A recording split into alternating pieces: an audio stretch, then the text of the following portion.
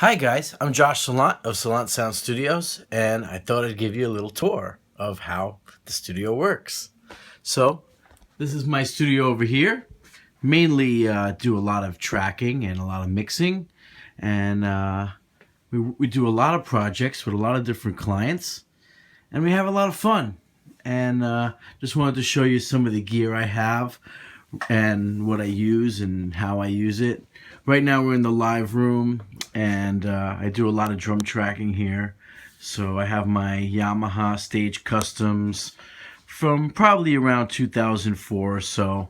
They're like a mixed wood of birch and mahogany, and it's really, really good. So what I do is I have 24 lines in the live rooms that I have, and really the way I have it set up is everything is kind of ready to go and plugged in, and I could adjust, what lines go into what pre's in the control room with the patch bay. But here's like a basic setup for 5-piece rock band. We do I have like 12 mics on the drums.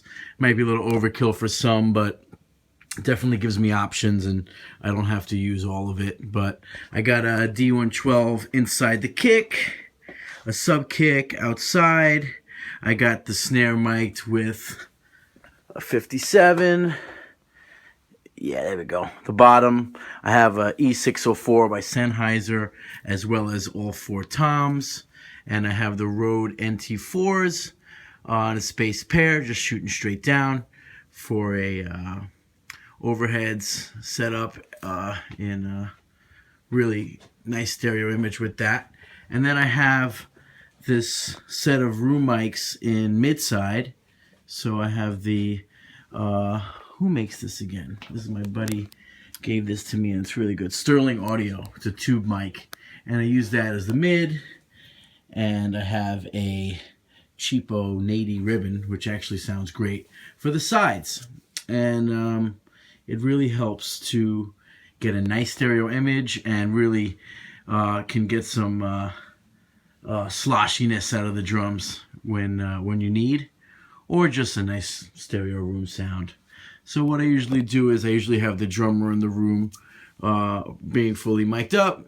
Bass player stands here, and he's going into my radial DI box, and he's also going into a cab in isolation in a little ISO booth here, which I have. It's actually behind this door here with the Chili Peppers poster, and over here right now I have some studio foam for the control room that's going up, but this is usually an ISO booth for guitars. Solid core door, got line of sight, which is always good. And so that's one of the ISO booths for guitar. Here's another one. This is in here I have a Marshall 1968 cab with mic'd up. It's also all my drum equipment, storage and stuff, but it's mic'd up with the 57 and a ribbon hooked up in stereo setup, and I try to keep them phase aligned and adjust as necessary. But so basically what happens is when another guitar player's in here, he'll go through any one of these amps. I have like a Plexi picked up from my buddy James Lugo, who lives in Nashville now and runs his studio. And I have my Marshall JCM 2000, which is a 3-channel workhorse for everything. And my brother's rig 5150, great for metal, great clean. And I have my Fender Twin from '79, my dad's twin. And my dad also had this in the garage. I'm really lucky that he's a musician. A Rhodes Mark I. I think it's from '77, I believe, if I remember correctly. And over here I got my main vocal mic, which when we track live, we usually do this in the control room. It's a TLM 103, which really works nicely for what I use it for. And I have a couple other mics. My Sterling works great for acoustics, and the ribbon I've even used to mic up like an acoustic bass or an acoustic bass guitar. All kinds of stuff, trumpets, trombones. So I got that in the Fathead. So these are the tools that really help me get tracking done. 90% of the sound is always in the live room for me, and then the rest happens here, the control room. Yay! So I don't use a lot of gear. Definitely an in the box guy, but I do believe in a nice analog front end. So some of the gear that I use, I'm running Logic Pro 10, which works great. And I'm using some stuff in the front end. I'm using a UA 4710D for my guitars and bass. I'm using the UA LA610 with the LA2A style compressor for vocals, which really does 90% of the vocals that we track. You can really put anything through it, it'll sound great. And the drums go through my Focusrite Liquid Sapphire 56. And that's ADAT into that, and that's ADAT into that. So we have 24 lines total, and it comes out into this little patch bay here. Let me shed some more light on the subject. Yeah, it's a little patch bay. You know, everything is half normal, so I can just patch things out, patch things in a little bit differently. The way that this works is, this is top row is the studio lines, and bottom is the preamps, so a lot of stuff is already half normal, ready to go. I could just break it if need be. And let's turn off the ugly lights and keep the sexy lights on. Yeah, sexy lights. Okay, yeah. So as for other pre's, I actually have an AFX 207 2 pre that's in the shop right now, and I have the Golden Age Pre 73, which gives you that Navy type sound. I use it for like bass DI and sometimes vocal or snare, even if you really want to get it cranked. But besides that, I really don't use any analog outboard gear. I do a lot of digital stuff. Everything's in the box. I use this controller that my buddy hooked me up with, and it has all the VCAs on it, so I could really I could do all kinds of fader rides or sends or pans or, you know, whatever. It's got, you know, all my transport, and this is probably the most, even though it's a glorified mouse, it's the most used piece of equipment here, and it really makes the job a lot easier. And over here I just have a little monitor station. I really mainly use it for talkback, and also I have ST2, the other line, that's kind of listening to this hearback system here, which is great because everybody can dial in their own headphone mix without bothering anybody else. So if a drummer wants a lot of click, he can crank it up without the singer having to hear it. So I just send all these lines pre-fader, and everybody gets their own mix, and I have like 6 of these, and they're really great because they work with Cat5 cable. They're powered, and it sends all the lines right through that Cat5 cable, which makes stuff way easier, less wall warts, more outlets to spare, more outlets for guitar amps. Oh, I didn't show you. This is my buddy Taylor's guitar amp. This is the Fender Excelsior. Very good. My little guitar research cab with 8s in it, which are actually very nice because they give you a nice mid-range, which is really cool. I have a Silvertone head. I forgot what the exact model is, but it's a great head, a tube head, and that's in the shop too. You know, some gear, you know, one of the caveats of running a studio is, you know, as things get used, they're gonna have to be maintained. But yeah, so here's a song that I'm working with one of the bands I'm in, Monster over there, and the song's called Topography. We got an album coming out hopefully early next year. So this is one of the tunes from the album, and take a listen.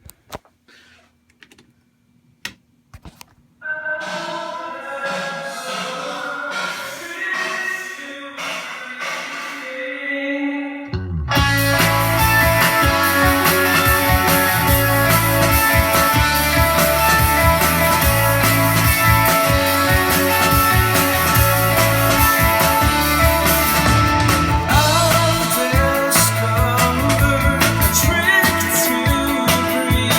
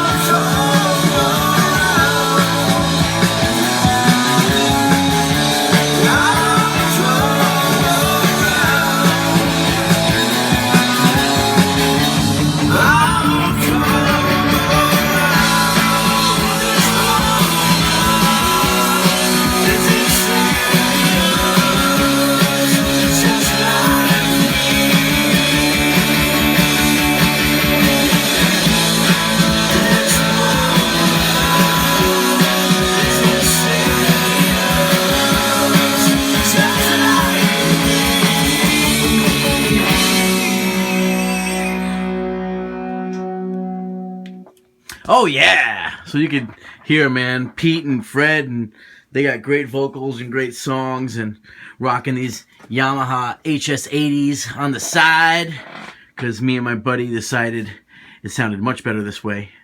So yeah, and besides that, I'm not a big plugin guy. I just use a lot of Slate stuff. I got the Slate VCC and Revival, and I have the tape VTM, which is great, the bus compressors, FGX, and everything is really a combination of you know, Slate's console SSL, which is like I find to be a very nice console sound, and stock plugins, stock compressors, which are great. Like I said, 90% of the sounds in the room, in the live room. So once you get your tones, you're almost there. You know, little tweaks here and there, little EQ, some automation, and yeah. I wanted to just thank Warren for putting this up. I know he's doing a great job with Produce Like a Pro, and I'm a big fan of the show, and definitely a big fan of his.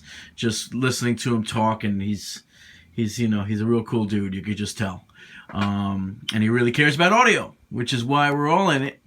So yeah, that's about it. It's been fun, and if you guys feel free to leave any comments, and especially if you're in Brooklyn, if you're in Canarsie, feel free to come by anytime. Just give me a call. I'll leave my info in the notes and stuff. And I hope you guys had fun, and I'll keep you in the loop, and you keep me in the loop. Okay, take care. Bye.